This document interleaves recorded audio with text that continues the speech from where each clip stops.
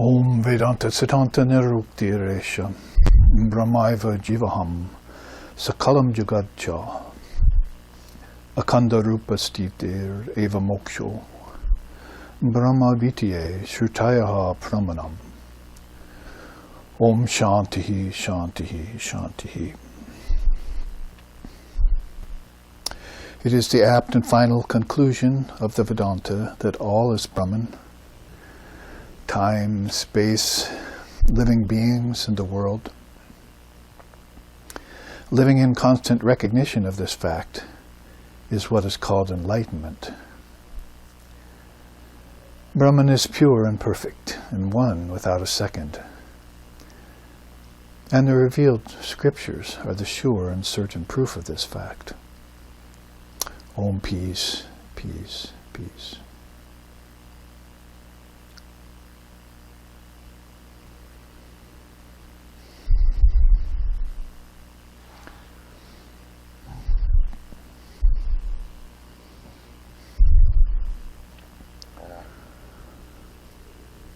Om Sahana, Om Sahana Vavatu, Sahano Bhunaktu, Sahaviryam Karavavahai, Tejasvi Navaditamastu, Ma Vidvishovahai, Om Shanti Shanti Shanti.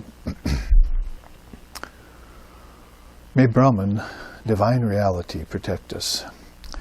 May Brahman sustain us. May Brahman illumine our thinking consciousness. May we not find fault with each other, with the world, or with the teachings. And may what we study be a source of inspiration to us eternally. Om peace, peace, peace. May peace be unto us, may peace be unto all. Om Hari Om.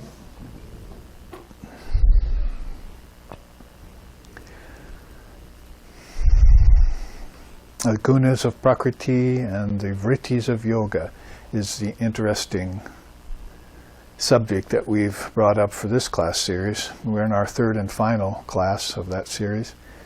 The last 2 Sundays we've looked at such wonderful teachings as inspired by Sri Ramakrishna's analogy of the hot air balloon rising and having to cut off the sandbags of dead weights, that our mind, of course, being that balloon, and the weights being various things that people burden themselves with in their lives that are, according to most the seers, and that most of them are unnecessary. Probably you ought to save all that energy expended on trying to cut off unnecessary things by storing it up for higher philosophical understanding that you're going to have to engender and attain in order to understand such enigmatic subjects as the 3 gunas of tamas, rajas, and sattva. Is lethargy and restless energy and balance, and the various kinds of thoughts that invade the head day to day, as we were talking about today in our drive over. Is that basically Vivekananda's teachings, if he comes down a few rungs of the Advaitic ladder to teach us, who are those of us who are not raised in the Dharma, then he's using a lot of teachings about the willpower of a human being. And if you can just learn the precepts and keep true to them, yamas and yamas, and don't transgress those, then you can go about fulfilling yourself in the world. Your desires can reach an end.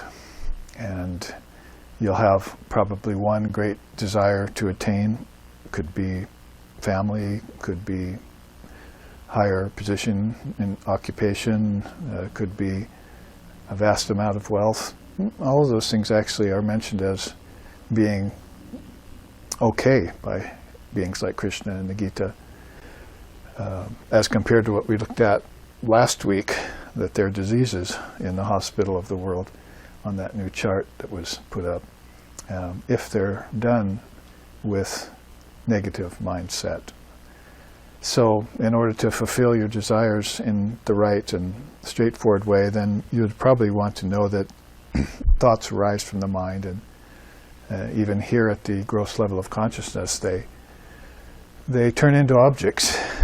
Thought is father to the deed, and all of those need objects to have doings amidst things of matter. So people then will need to know that if they follow that mind-only school philosophy in India, and they understand it, because admittedly most people don't go around and see things and say, oh, those are the thoughts of my mind, not really making that connection or thinking that deeply about it. But if that is the truth about projection of the mind, sankalpa and vikalpa, these Sanskrit terms, then it would also be true that any thought that was errant or skewed or in opposition to balance would be something that you'd want to completely annihilate from your daily thinking process. Like I was told by my mentor early on, you just search your mind for anything of a negative kind, which Patanjali is calling klista, or pain-bearing thoughts. And your sadhana for now will be just to make sure those never rise up in the mind again. Don't water those weeds, just water the flowers of what you're seeking in a dharmic way. So that would be a kind of effort that you put forth, knowing that if you get up in the morning and say, I don't think I can attain that position, and that's already putting yourself behind the 8 ball, as they say. Or if you get up and saying, I'm weak, or I'm worthless, or any other kind of pain-bearing thought comes along, acts as an impediment to fulfilling your desires, then enlightenment's going to be even further away from the quotient. What to speak of peace of mind, which Holy Mother has told us that we need first and foremost. If we were able to go about all the activities in life that have to do with commerce and relations with people, that if we could just have peace of mind, unruffled, and continual, constant, then that would be enough. That would almost replace the strong will of a person, whose strong will may get them in trouble at some point. And the Gita and other great scriptures are full of such teachings. Like the asuric or negative mind says one day, that I have attained yesterday, and this I will attain tomorrow. And it gets into a kind of routine or rut about that. And then you get into that satiation never comes. To quote my teacher, he used to give a talk once a year saying, satiation never comes. So he was speaking to the American people who were involved. None of them were monastic like he was.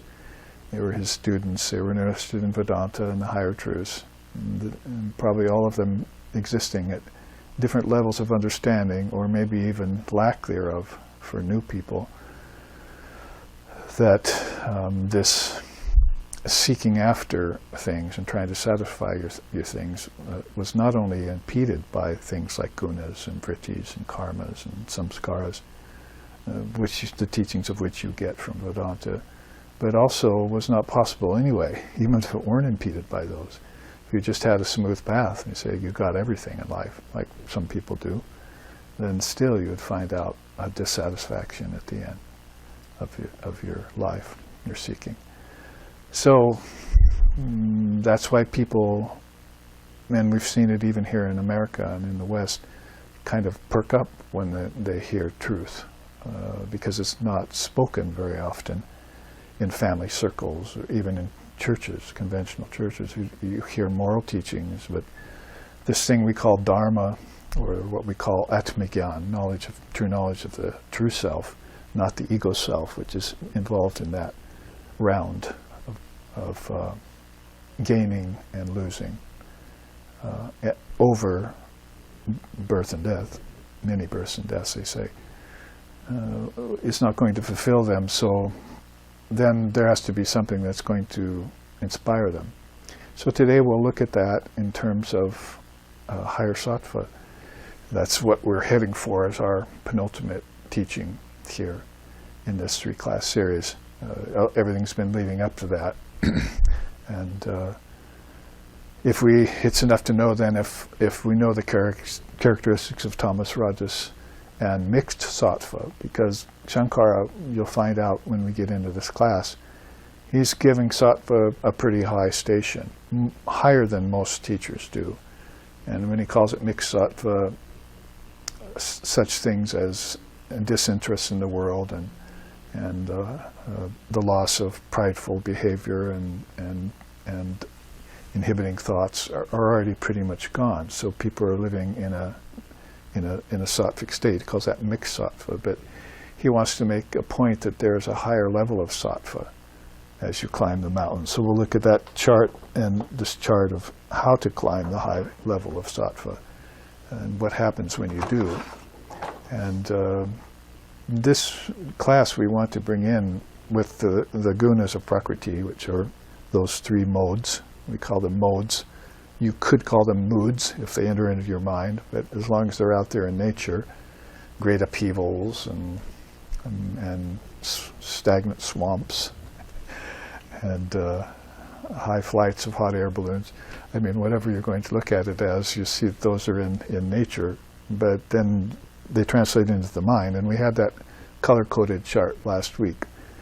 Actually, the last 2 weeks we showed half of each of that to show the black, brown, red, yellow, pale, and white colors of the 3 gunas as they're mixed together. And to try and give an idea of how thoughts are influenced naturally by what the soul is encountering in nature, from the cradle to the grave. I hear my teacher right now echoing in my mind. It says, from cradle to the grave, man is involved in that kind of bondage. So to waken up out of that means you'd get this inspiring level, and that's probably only going to happen in any way that sticks, because I've been using lately, snow doesn't stick to a wet ground. One of Sri Ramakrishna's stories, very apropos. You'll have to get dry ground for that to build into a nice snowbank. So all these things you're doing in life will just melt on that wet road of lower gunas, roads with lower gunas on it. But if you dry it out with wisdom, under the sun of wisdom, and then the snow falls, the dharma, the white teachings, the white sattva teachings fall on the ground of the mind, and you're getting this accumulation of snowbanks of wisdom, like some of these seers have. You give me another snow cone? Sure, here's another one, here's another. What flavor this time? Make it vanilla. Let's see. I won't settle for anything less than lemon. Let's see. So you want to have the higher color of sattva all the time in your mind. So that the march to higher sattva and the attaining of ground and the holding of ground is what becomes the problem there, rather than what? Lust, anger, greed, envy, jealousy, pride, and a desire for fame, shame, greed, pride of caste, pride of lineage. They're called the 6 fetters, the 6 passions and the 8 fetters. Keep those at a minimum. They're in the mind. They're in all minds, even the collective mind, and probably even in the great mind in seed potential. But the great mind has a very strong atmosphere and nature of higher sattva. That would be even beyond the heaven-seeking senses, beyond the ancestors, beyond the gods, and gods even would be this Brahma Loka. We have to put it in Sanskrit at this point. The realm of the Trinity, which people do use as a goal, who are seeking to be beyond lower heavens, probably even beyond higher heavens, if you're saying those are the devas and devis, like Indra and his gods. And beyond that, then you would find this radiant land of pure sattva, which the Trinity extracts from in order to produce all the worlds. And naturally, gunas are going to be ready to enter into that at all levels. And people with vrittis or thoughts are going to be ready too.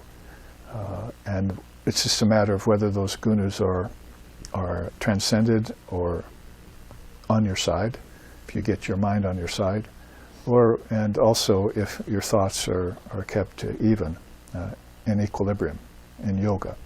Because falling into negative thoughts, klista vrittis, is immediately falling out of yoga.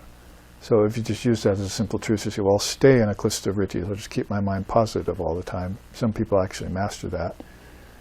And it may not seem like all that much compared to enlightenment to stay in pure sattva, but the whole thing manifests itself over time. If you can stay in that, you take a vow for it, vrata, that, and make an examination of your mind day and night.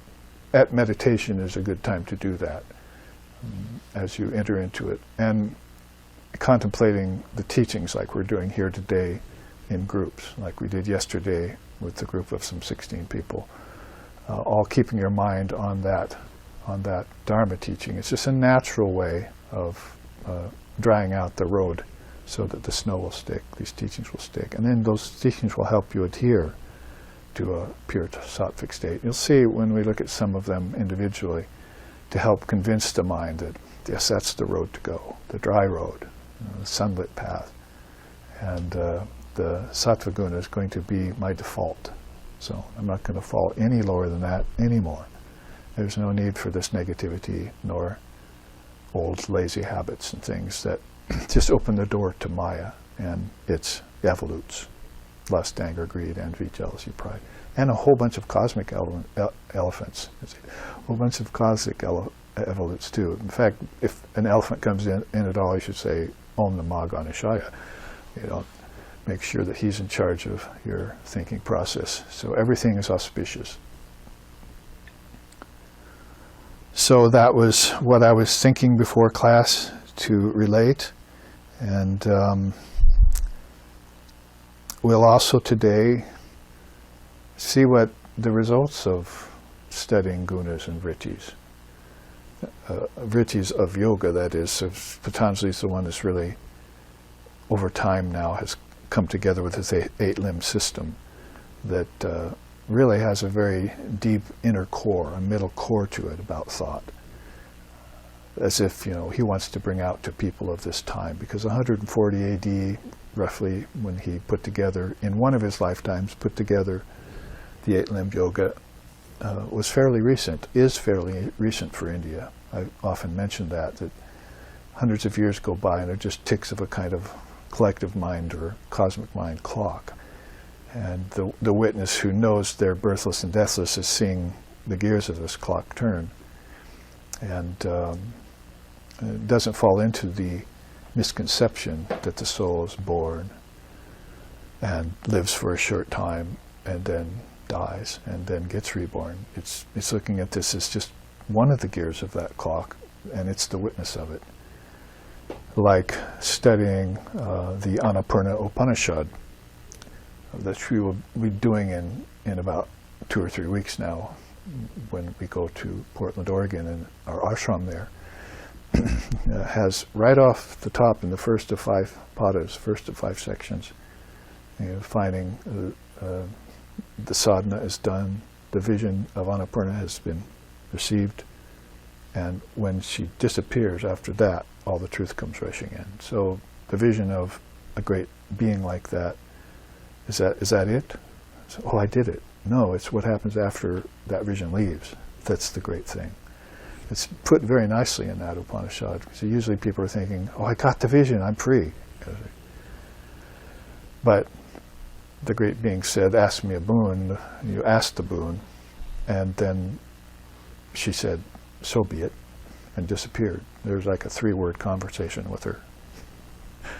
And you're thinking, now what? And there, all the delusions of the mind go away as soon as she disappears. As soon as the Mother of Wisdom makes her appearance, That's the signal that you've done all your sadhana up to that point. You're ready. That's the moment. And you can't stop that moment and hold her in a form. It's very beautiful is the way it's put in these, what we're calling now the Mother Upanishads. 6 or 7 of them. And there's probably a couple more back there that could be named that too. Like the Sita Upanishad and Kundalini Yoga Upanishad and so forth. So that's a very important thing that strikes you right off the bat, is that what's left over after the vision has gained is the mind losing delusion. It was there before she came. You were attenuating yourself, but after she appeared, it's gone forever. That is, after she appeared and disappeared in form, it's gone forever. The 5 main kinds of delusion. It's a beautiful teaching right there in the first section of the Annapurna Upanishad that I made a chart on that night. As soon as I read it, there it is. So I'll show that at the Windward Retreat. We'll talk about that. But it has to do with the mind reaching a sattvic state and keeping it. Saying, this is my default zone. So I'm accenting this today so that we can't fall any lower than that. If you begin to fall any lower than that, any old habits creep in, or the world throws you curves and so forth, and you say, my teacher told me that this is as low as I can go. It's already high.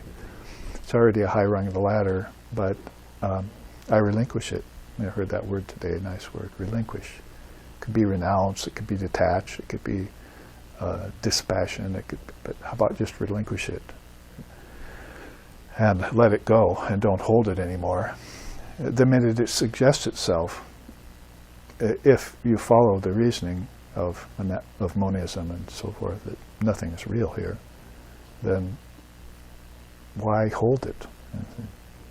It'd be better to hold the Klista Vrittis, but you're not going to be holding those either after a while. They're just to get you over the Klista Vrittis and show you the other side of things.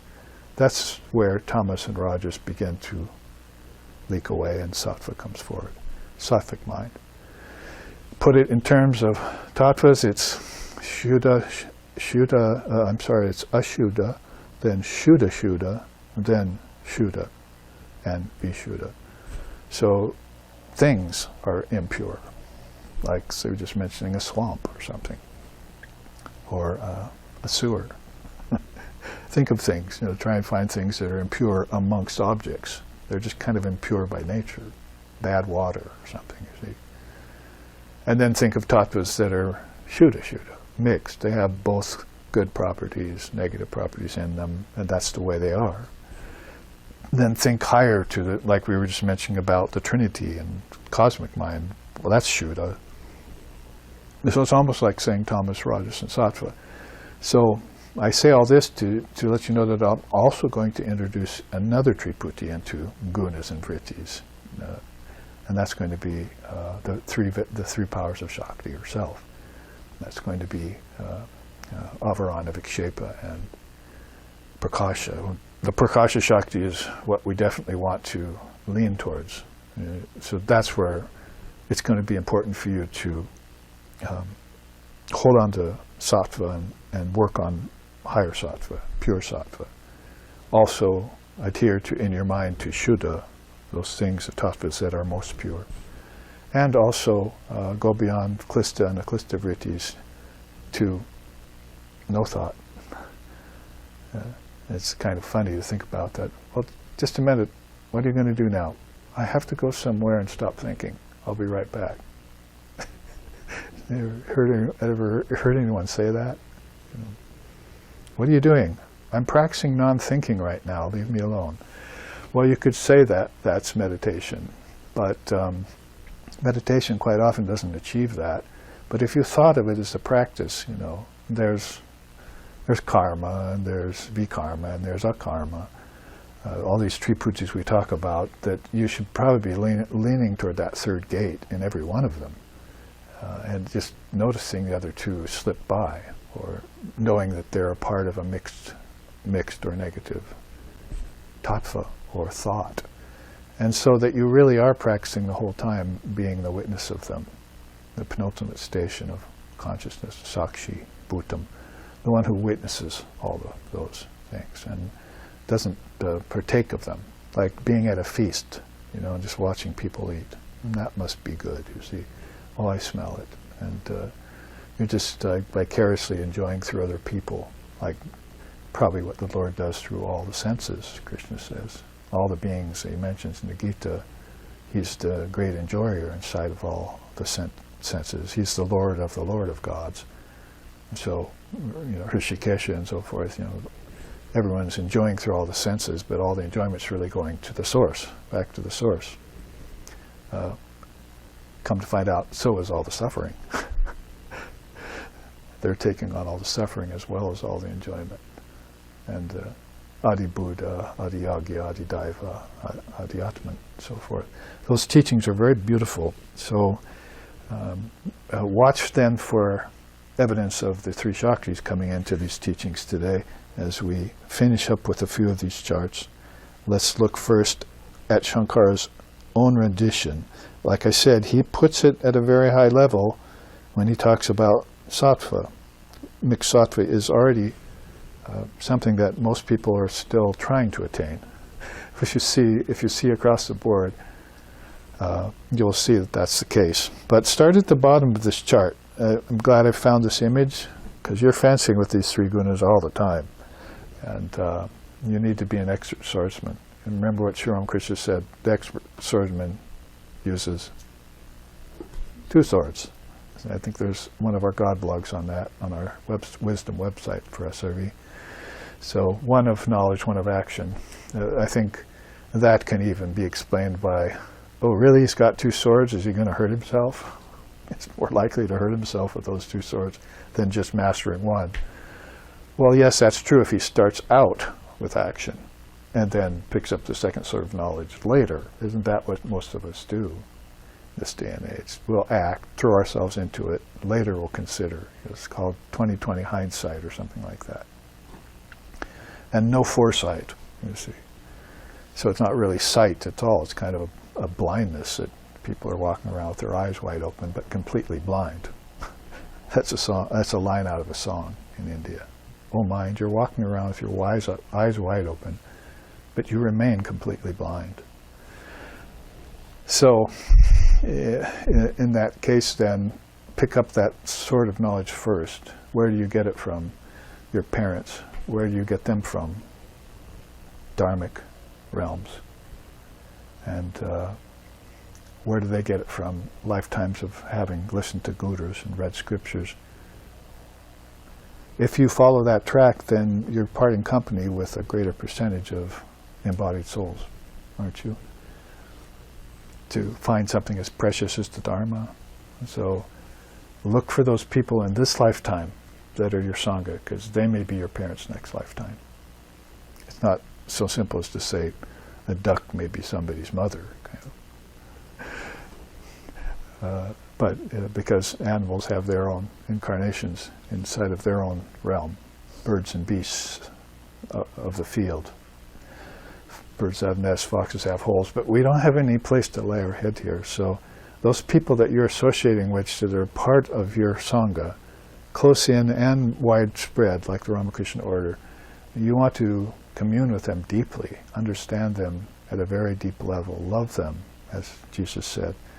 And because those beings you're going to incarnate with until you get free from either the habit of incarnation, like the habit of rebirth, our father of yoga talks about, or just a natural transcendence of it, or maybe coming back to help others under the auspice of a great soul like the goddess Annapurna, the Divine Mother, who feeds all. This is Som, one of her beautiful bijams. She's got a 27 bijam mantra for her, which you'll all learn at Wynwood. And it's got all the other bijams that we know about contained in it. So this basically is feeding all beings on Annapurna, but it means definitely they make a distinction. It's not just food we're talking about when we say feed. we're getting fed the teachings, basically. Our mind is hungry for the teachings, and that has to be satisfied. And we get the highest amount of sustenance out of that.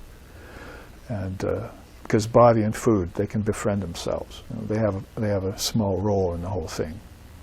Because otherwise the gunas will be very low in the body. Bad digestion. Your thoughts will be thinking about your digestion all the time. Have you seen people like that? Chronically ill. And they're always thinking about their body, always having to run to doctors. And people are saying, well, let's change your food up a little bit here, and try and change the food of your mind too. You see, it's not usually a healing modality that the medical institution is that interested in.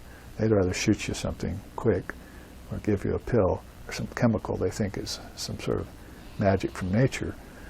But the real holistic healers, they know this has to do with prana and energy. See, and your prana has the 3 gunas running through it too then, right? And your prana also controls your thoughts, doesn't it?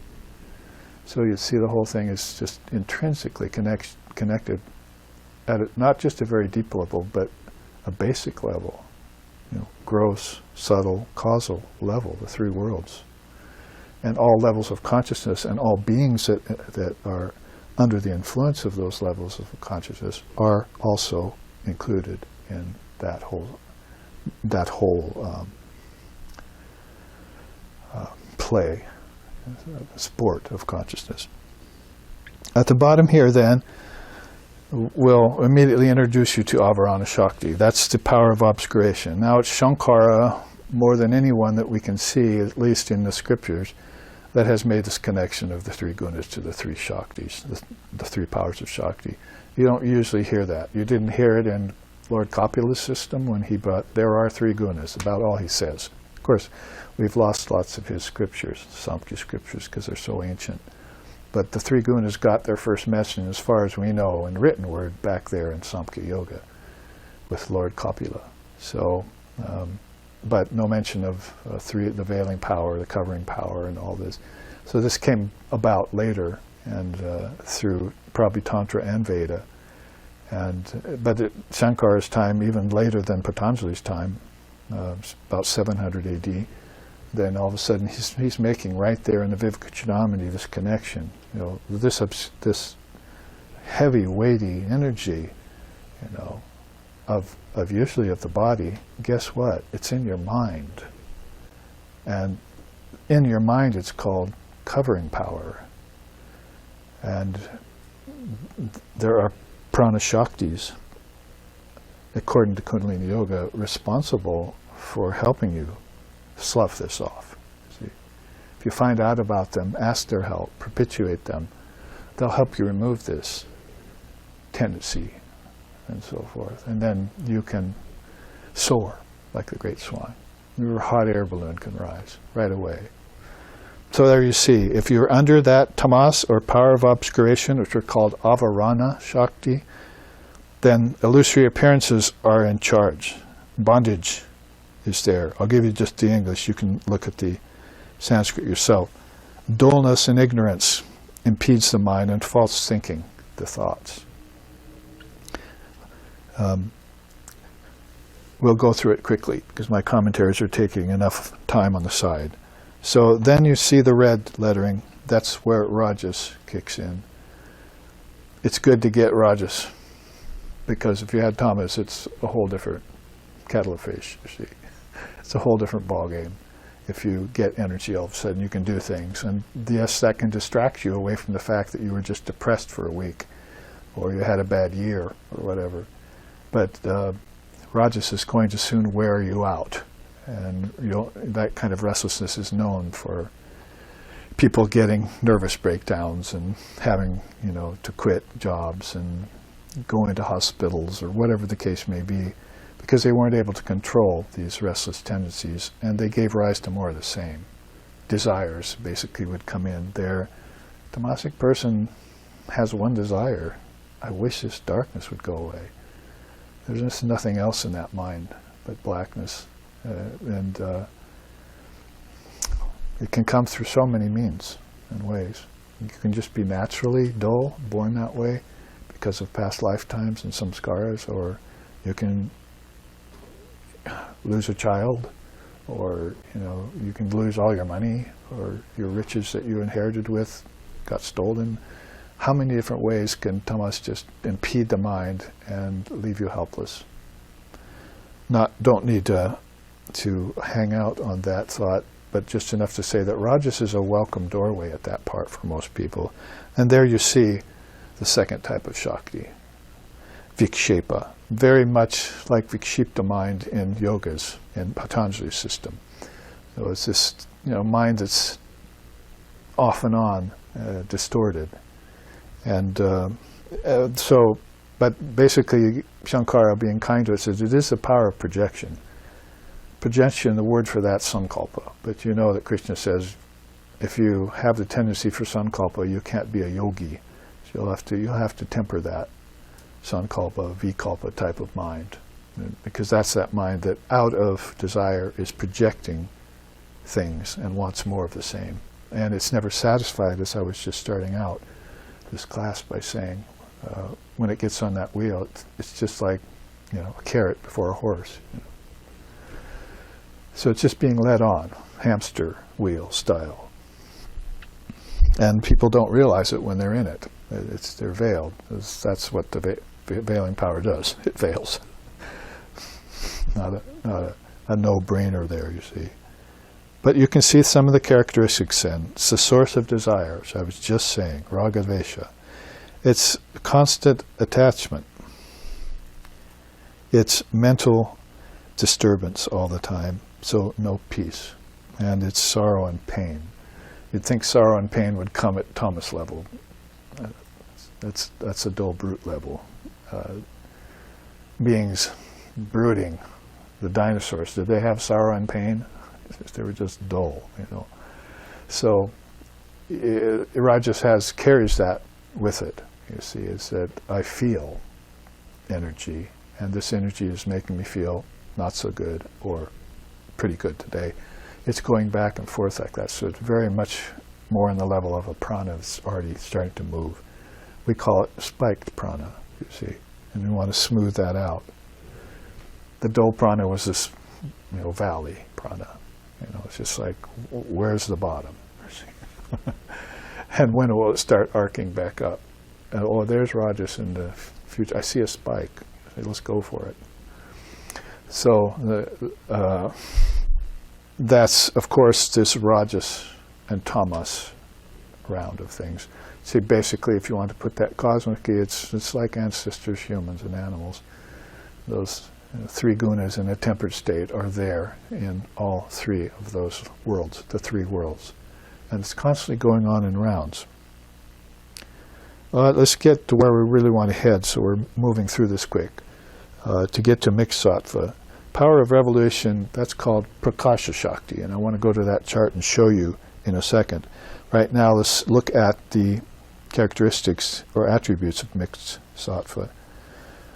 Prakasha shakti. It's absence of pride. Pride is called dharpana, so you see adarpana there. It's beneficial denial, which is a nice way of putting it. You see, the things that you want to relinquish, you say, I think I'll give that up. I'll feel much better if I do. At some point, Sattva comes along and says, you'd feel better without that. Oh, really? Oh, then here, I'll relinquish it. Hey, I feel better. It's like a hot air, it's like a sandbag someone cut off for you. Niyama, spiritual practice, of course. These are all things of mixed sattva. Pratyahara, you know that word in Sanskrit, in yoga. It means that you're trying to take your mind off of thoughts. Of objects and then thoughts. Usually that's the way it goes. If I can renounce the object, then I can see that it still exists in my mind. And so I know where the origin of that object was. It's in my mind. And if I can get to my mind and relinquish that thought, then I'm in samadhi. Savitarka, nirvitarka, savichara, nirvichara. Pretty soon I can get to sasmita samadhi, which is free of the ego feeling, as Patanjali laid out the different seated samadhis, seated bija samadhis. And then Shraddha, faith, that's of course one of Vedanta's favorite treasures, or jewels. And then bhakti, devotion. Very hard to find a Rajasic person with devotion, like a businessman, see, or someone like that. You know, where's their devotion hiding? It's pretty much been covered by, let's go get this and I'll get that tomorrow. And I don't care, number one, where it came from, and I don't care, number two, if my getting of it causes sorrow to others, like multinational corporations and stuff. You know. So basically, that's one of the problems with losing your devotion to the source of things. And if you think nature is the source of things, then you have a devotion to something insentient. So that doesn't make sense. Mumukshutvam, desire for liberation, and a divine nature rather than a heroic nature, which might be happening as a mixture of sattvas and rajas, and a dull nature, animalistic nature, right? So they call that heroic, divine, and animalistic, the three kinds of beings. So there's another triputi that you can almost put side by side along with these other threes that weave themselves together in consciousness, and probably just are in abeyance when the gunas aren't there. As soon as a creation happens, or a thought of a creation happens by a great mind, big thought happens, boom, gunas come marching out. And beings of higher intelligence are trying to cling to that sattvic side of the creation. You'll see them always born from the realms of the gods, and always in possession of their bhakti and in that desire for liberation all the time. So that leads to pure sattva, and that's the Mahashakti. So if you go from Avarana Shakti to Vikshepa Shakti to Prakasha Shakti, then there's this great Mahashakti in charge of the whole thing. She's watching out for all souls, like I was just mentioning about the Annapurna Upanishad. And before we look quickly at this chart for some of its jewels, look at some of the characteristics of the Mahashakti. It's Vishuddham, and I just mentioned that a few minutes ago. It is pure. It's not having to be pure or searching for purity or even doing purification. In fact, it would be better off for the soul if they thought, what I worship is the pure, and any purification, any impurities I have will go away if I worship the pure. Because, as Swami Vivekananda just say, you know, mud can't clean mud. You've got a muddy garment, and you're washing it in muddy water. That's the way he put it. So you have to go to something that's innately pure, that you've been told by an illumined soul is pure, and bathe yourself in that purity. And that's a natural outcome of that process, is that your mind will emerge white and pure. And that's why Holy Mother has a whole bunch of teachings on that, you know, how to look at the moon, she says, and everything is so pure. And see, oh, actually, there's spots in the moon. You know, maybe I should look more at the sun's rays. There's some purities there. So she had these great, deep meditations on purity. She was like a living embodiment of purity. Because you'd be singing to her something like, Om Lajaviti Prakritim Paramam Abhayam Varadam Nararupadaram Janatapaharam Sharanagata Sevaka Toshakarim Pranamami Param Jananim Jagatam Om Raja Pata Vritti Nityam Sharada Jnanadaite Vapebhyona Sadaraksha Kripamai Namostute. A beautiful hymn written by one of Sri Ramakrishna's direct disciples, Swami Abhedananda, to Holy Mother. Raja Pata Vritti Nityam Sharada Jnanadaite. Beautiful Sanskrit words about this Divine Mother in modest veil, who's retiring and ever pure and fulfilling the desires of the devotees. So that's what your mind is courting and coveting now, is that higher purity that comes with true sattva of an unmixed kind. And that takes the minds of the devotees and transports them, as our founder, like Six used to say, just transports them into a higher frame of mind. Like she said once, I took some buds of jasmine and rangam and put them in a bowl, put water in it. They started to flower. I put a string through them, made a garland out of them, took them to the Kali temple, put it around Mother Kali's neck. Sri Ramakrishna walked in and saw that and went into Samadhi. Gone. To see the beauty of her form enhanced by those flowers and that fragrance of jasmine and rangam. So, will a Rajasic person walk into a temple and go into Samadhi? Or a Tamasic person probably go there, if anything, asking for help because they've run on hard times. But this is the natural effect of purity. Pure water poured into pure water. Ya takam shude shudama shiktam tadrageva bhavati. Evam mudir vijanata atma bhavati gautama. Pure water pours into pure water becomes the same. And just like that, so does the consciousness of the devotee poured into the consciousness of the deity becomes the same. See? So you wouldn't use unclean water in the worship. You see, it's pure water from a kosha poured into another kosha of pure water, like Ganges water into that, to purify it. So the whole thing's about purity, and you're sitting there in purity, and you're imbibing purity. You do enough of that, and then you walk into the shrine one day and go into Samadhi. By seeing garlands of flowers. You've been introduced to that guna. Almost no gunas by that time. Mahashakti is almost beyond gunas. Gunatita, it's called. So it is pure. I guess I explained that well enough. Useful for liberation, whereas down in the mixed sattva, probably not yet.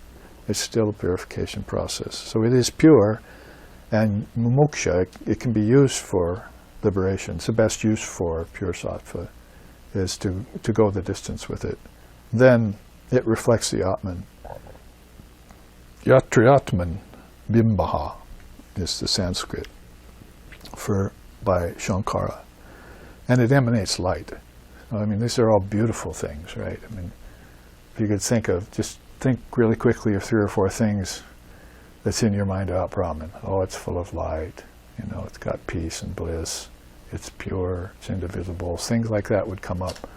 So this is what the seers are telling us, is the constituency, or the elements of pure sattva. Now, we've done it. We did that whole fencing sword chart. Let's look to fill out our knowledge on the Shaktis here real quick. Let's look at this chart, because it's also a fairly quick study. Maya's influence towards freedom. So here you want to know that, as Sri Ramakrishna put it, Maya is like the skin of the mango, and it protects the fruit while it gets ripe, but then it's discarded and no one eats it. So that's one way of giving some new information on Maya to people who maybe are afraid of it or think it's a sentient principle that's out to get them, kind of thing. So Sri Ramakrishna gave these kinds of teachings on Maya. And of course, the mind that's in a higher guna is going to see that teaching in that way. It's not going to occur naturally to people in a rajasic or tamasic state. One's too restless and the other's too dull. So it's just so necessary for us aspirants or practitioners to recognize that. You will not be able to get anywhere with a restless or dull mind. And we'll just put it that, why are you even in spiritual life if you have that kind of mind? You're not going anywhere. Let's take your mind and let's put it up here. And let's put it up here even if you're not ready for it, because that's your true state. It's leaning more toward your true state. Now think about those same things you've been hearing in the scriptures and have never been comprehending and have never been making headway in. Just take your mind and give it a mind lift.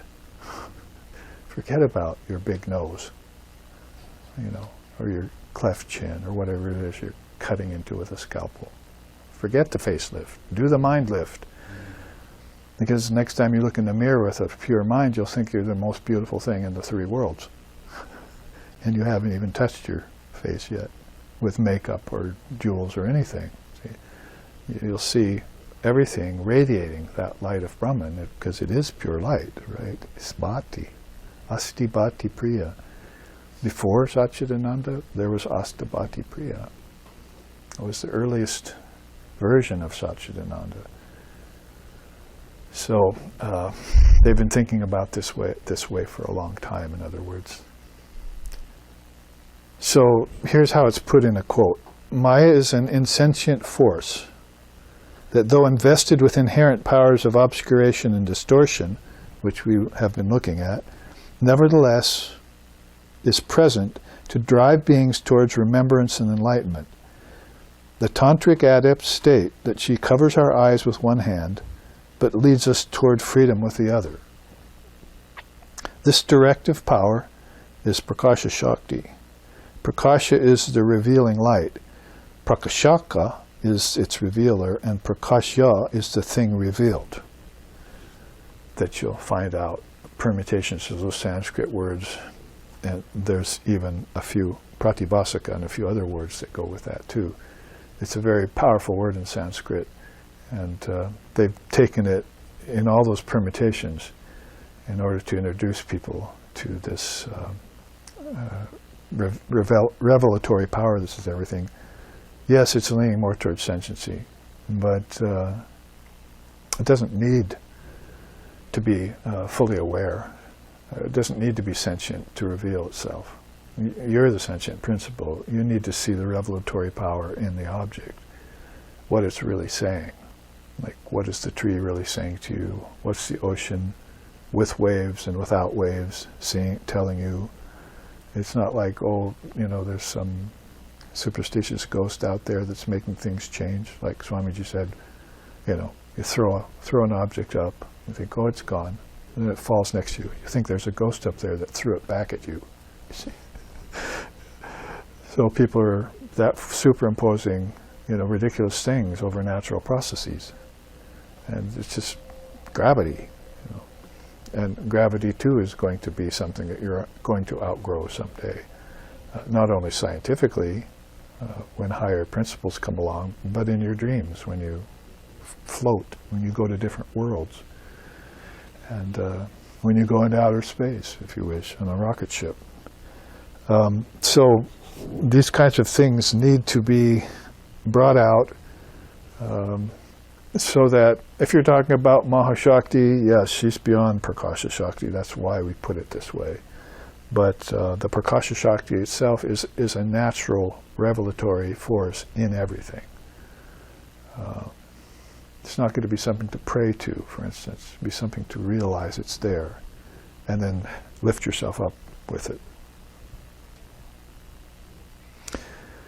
There's the three Maya Shaktis, they're called here. Avarana Shakti, power of obscuration, veils the mind on individual, collective, and cosmic levels. So there's a variety, a kind of Avarana Shakti that's gross, subtle, and causal on all those levels. You might say it's even there when Lord Brahma is convinced by the Shakti herself, time to start the next cycle. Can't I just sleep? Do I have to do this all again? How many billions of times has this gone on? And so forth, you see. But so there's always a power of obscuration there. Oh yeah, that causes him to think, oh yeah, it's time to do that again. So let's think it out again. Let's brood, swell with joy, and the whole thing will happen again. Billions of souls will come back and forth along this cosmic line. And then we'll get to see the collective level, what the quality of those people, those beings are in this cycle. And when it gets down to the individual level, we'll get to see which ones are going to get liberated and which ones are not. Very few are going to get liberated compared to the bulk of souls that get caught in these huge cycles of Maha-yugas, are called. Talking just yesterday with a student about the old lady on the beach. She goes along, picks up certain things off the beach. Every morning she does this. Oh, there's some glass, it's been polished by the waves. There's some sea foam. There's some shell, bits of shell. I want that. So she'll fill her jar with this stuff, come home and pour it into a bigger jar in her beach cottage. She has a huge jar she's got. So she comes home with all of those pieces that she selected off of the beach with the ocean out there. And she pours all this into a huge jar. And that's the end of the story. You say, well, oh Master, Sri Ramakrishna, what's it mean? Is it just a story about an old lady on a beach? Well, no, that she's the Divine Mother Shakti. She's these Mahashaktis walking along. She's selecting certain beings that are going to be used for her next Mahayuga, for the next cycle of creation. And those are millions of bits of souls that got thrown on the beach of relativity when a whole ocean of freedom was out there.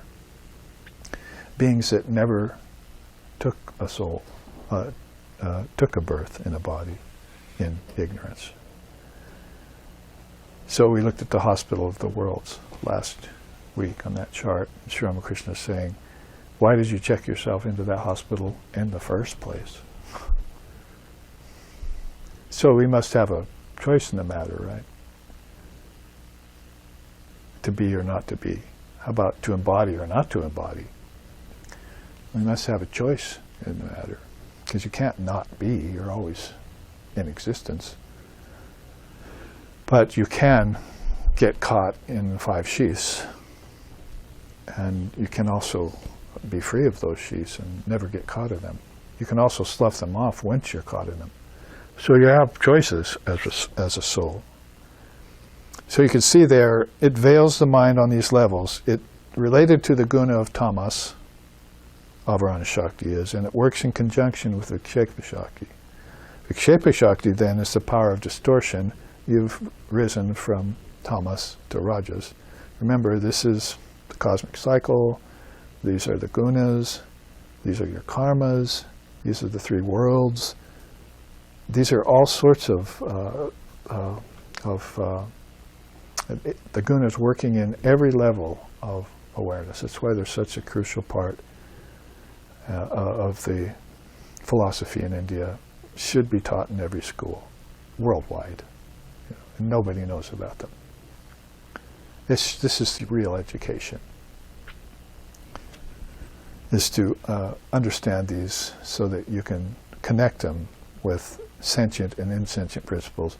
You can connect them with your birth, life, and death and rebirth. You can connect them with your 3 kinds of karma. You can connect them with rajas, tamas, and sattva, and your thoughts, and so forth, and be free. It's called Adi Daiva Vidya, the original wisdom. Daiva means divine. It's the original divine wisdom that everyone, doesn't matter what religion, because the religions came later, when people decided, like Abraham, Moses, Jesus, and Muhammad were somehow 4 religions. That wasn't the way it was envisioned from the cosmic mind. Jesus wasn't walking around saying, I'm a Christian now. I'm not a Jew anymore. So what happened? people did it. And whether, and good and bad came out of it, those kinds of lines of demarcation. So what can you do as part of the cosmic process? Well, you can look back at the gunas and see how they influenced everything.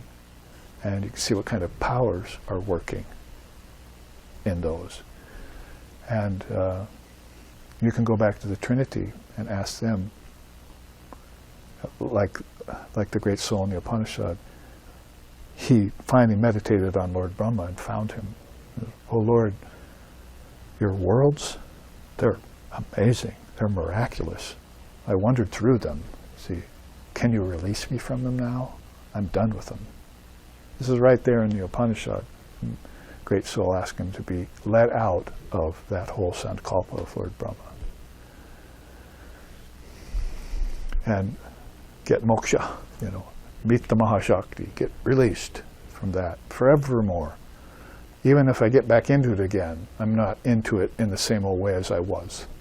Because I come in with the knowledge of it being a play, a projection from the great mind, and I'm always worshiping the great mind, and I'm always having my intelligence intact, and I'm always having my devotion there, and I'm always having a desire to be free, whether I'm embodied or not, or disembodied, or in the process of either, the bardos.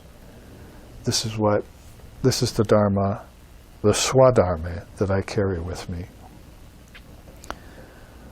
So, otherwise, distorts the mind on all three levels.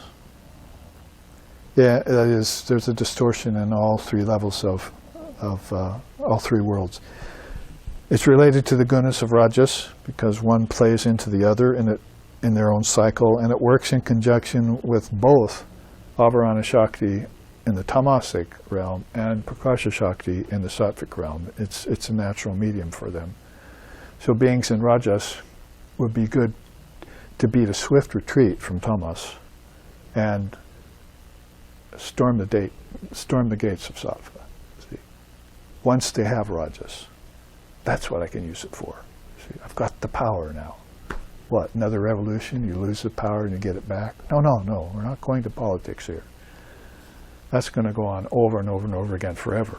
We're talking about the revolution of realization and the revolution of renunciation, the revolution of following the radiant road to realization. Those kinds of things we want to use rajas energy for, to arrive at our penultimate goal, which should be peace of mind and deeper, so that I can see God face to face. That's why Mahatma Gandhi said that. When we see Sri Ramakrishna Paramahamsa, we see God face to face, Gandhi said. So you want to, even in this world, you want to have your sights set, your aim perfected on that goal of Ishvara, realizing Ishvara, because that's beyond the Trinity. See, Ishvara is beyond the Trinity. So Prakasha Shakti then clarifies the mind by revealing the actual nature of things, which I just tried to explain a few minutes ago. It's in everything if you have the mind to see it. If you don't, it's not there. Enough said that people who don't see it, who don't believe in God, who think nature is just insentient objects to use or to misuse, and then all of a sudden the person is like, I think I'll deify that. See, I think I'll worship that. It's divine. It's all divine. See? Renunciation is not condemnation, my teacher said. It's deification. So what's the dynamic and what are the ingredients? What had to go away and what had to be taken on in order for me to reach that pure sattvic state, where rajas then turned from white to pink, from red to pink to white, and coursed me along my way to the goal of human existence. So Prakasha Shakti, as Shankara has told us, is related to the guna of sattva, and importantly, leads beyond it as well. This is why Swami Trigunatitananda was one of the direct disciples of Sri Ramakrishna. And what would you like as your sannyas name? Well, I've read about the Gunas and Shankara and so forth. I think I want to be named Trigunatita Nanda.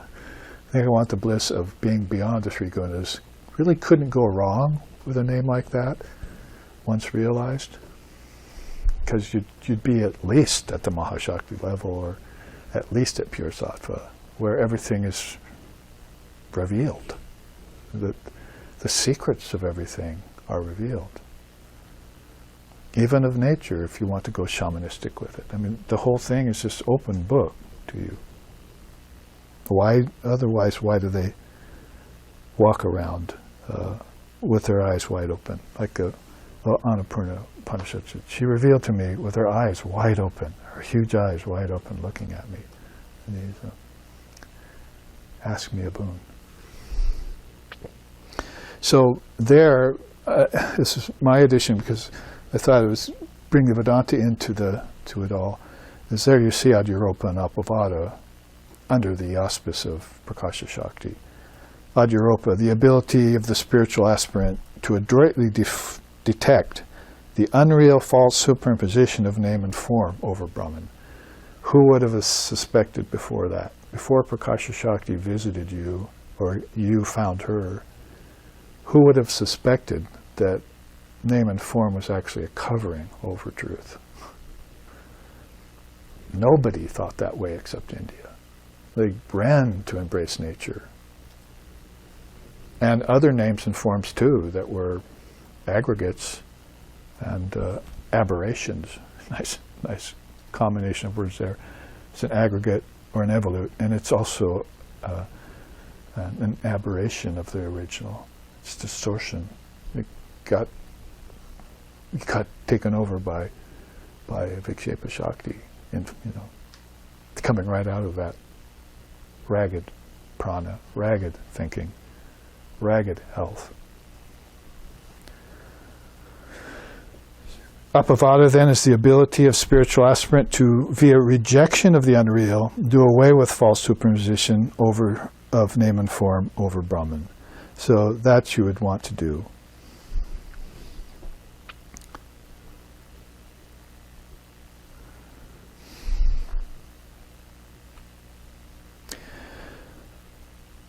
In other words, then, to use advanced Vedantic tools that we've been speaking about, like Viveka, Vairagya, Adyaropa, Apavada, Vivarta, and so forth, to use those, then you're going to have to get your mind up to that level that Prakasha Shakti is working in it.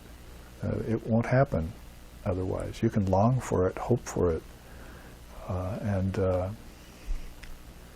take the slow boat to it if you want to be that kind to it. But there is a quick way of just acknowledging her in everything, and then availing yourself of that immediate insight that comes from her, as if she was just there in everything all the time and just waiting for you to detect her, like a hide and seek kind of game. You see, peeks out behind a tree once. What was that? You see, go search behind the tree, under the rock, in the sky. You can go from the tips of the Himalayas and the Caucasus down to the bottom of the ocean, Swami Vivekananda said, but you'll never get enlightenment till you see her. Find a guru that teaches about her. And Sri Ramakrishna did that too. He says, once I entered the woods, I was sitting in meditation in the pine grove when suddenly I had a vision in the form of something like a chamber door in the ground. I couldn't see inside, so I tried to bore a hole in the door with a nail knife. But as I dug, the earth kept falling into the hole and filling it. Then suddenly I made a very big opening. End of story. It's like, that's about the time as you're like, what was it? What was it? And then you fall off your chair, and he leaves you hanging. So the revelatory power, he saw through it. He pushed the envelope. And even when things were getting, we're still trying to be covered by dirt and earth filling it in. That's the business of Vikshepa Shakti, to distort, see, to hide, avarana. And all of a sudden he kept pushing, then the revelatory power kicked in and he made a great opening. and had Samadhi. These are very secret experiences. I don't tell these to very many people, he said. The chapter in the Gospel that's titled that, about his experiences, his spiritual experiences. He was waiting for all the devotees to come, the true devotees to come, so he could relate these to them.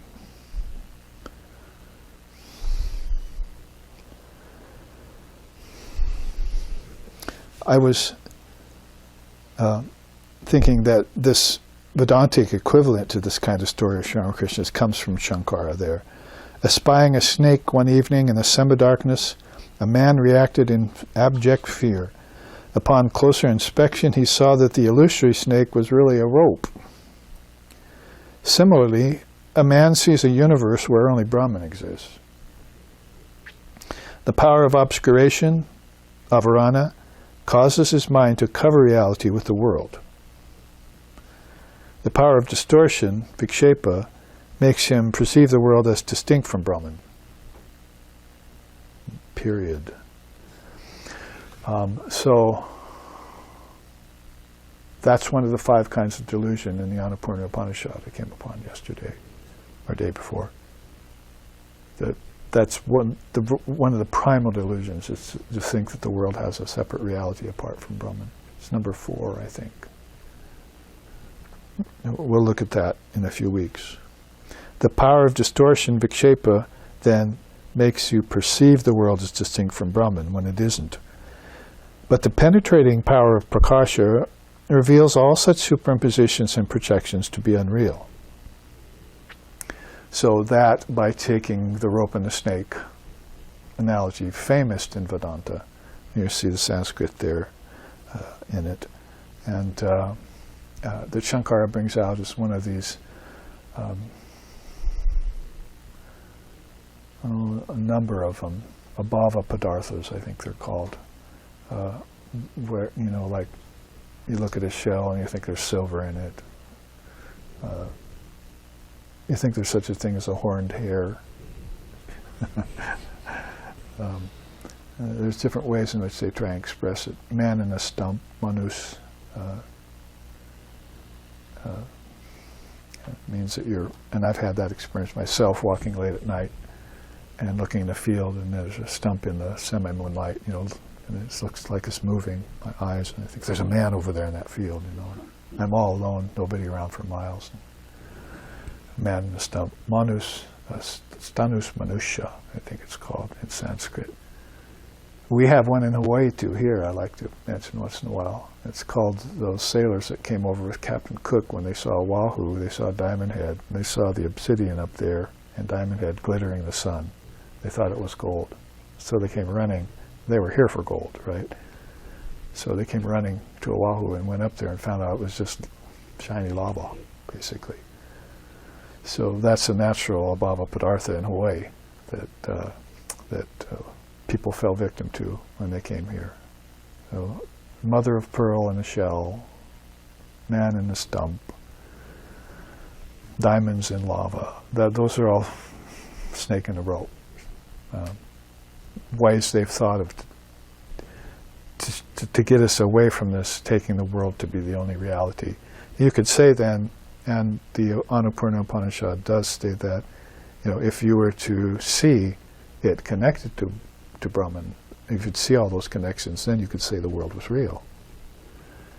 And Maya even has its time, its day in the sun, because, like we say, it protects everyone like the skin of a mango, and then peel it and throw it away when it's of no use anymore. So when it's of no use anymore is when you can see the Prakasha Shakti and put her on your side, and everything becomes to be a revolution to you. It's sort of like a baby, getting back the power of its senses. It can actually see better now, and it's in wonder at that, whatchamacallit, up there. Yeah, mobile on the ceiling. The wind's blowing it. It's just like in wonder, So as we grow up, souls who are still immature or green grow up, then if you're following that tract of thinking, of higher thinking, and you have parents and guru who are leading you along that track, then everything should become more and more amazing. It should put you in wonderment, like seeing a flower garland around a statue and just go into samadhi with it. Which means that you wouldn't suffer the fate of people who are getting jaded, you see, because so many times they've run along the tamasic, rajasic wheel of desire and never gotten satiated by it. And they still keep on doing it. Why give people dirty ditch water to drink when the river of Amrit is flowing in them, inside of them, right next to them? It should be about showing people that revelatory power. You could look at it that way, but look at it this way and become very adept at doing that. Skillful means, it's called in Buddhism. Become very good at not trying to argue with people or convince them otherwise, or take them from a place that they're not ready to give up, to a place that they're not ready to be in. But just say, you could look at it this way, and that's the revelatory power in everything. And use that skillful means and let them think about it for a while. And then they'll waken up by themselves.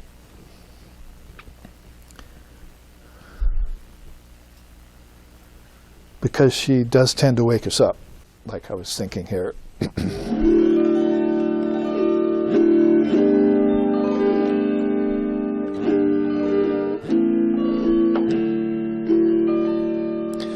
Sarva Jnana Shakti Mahakundalini Jivatman Paramatmadharini Shri Devi Rudrani Kalaratri Devi Vijaya Vijaya Shakti Vasundari Shri Yogamai Chit Shakti Devi Jaya Vijaya Devi Vasundari Shri Mantra Shakti Mata Deva Devi Dasa Tattva Devi Shakti Dharini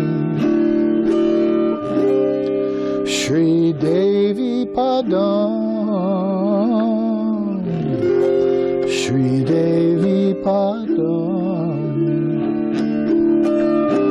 Shri Devi Padam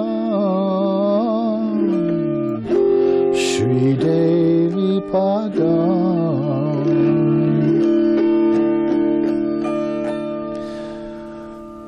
Oh, progenitress of all penetrating wisdom, who flows imperceptibly as subtle spiritual current within the human body, you hold all souls and absolute reality within you, though often terrible to behold, great lady, appearing as the black night of incomprehensible voidness.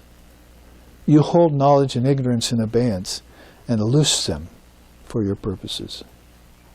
O all-attracting presence, O all-alluring and puissant form, you animate the five elements and exude sublime intelligence as well. You are ever victorious over all beings. O goddess of all the gods, who embodies his comprehension in all the great scriptures, you operate all cosmic principles, the gunas, and grant communion with divine nature.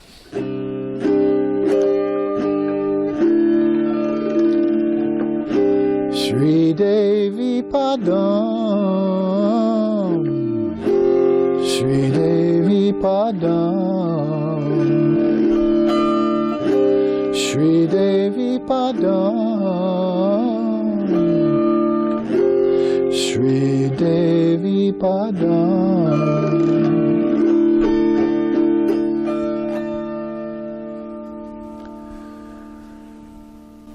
A good way to end our first half, a few minutes early, but we're at a good breaking spot. We'll come back and look at some of the beautiful evidences of purity that Holy Mother found out when she looked deeply into the nature of the gunas in the universe. and also take a peek at pure Sattva, how the dynamics of that take us toward the Mahashakti from Prakasha Shakti. Here we will take our break then.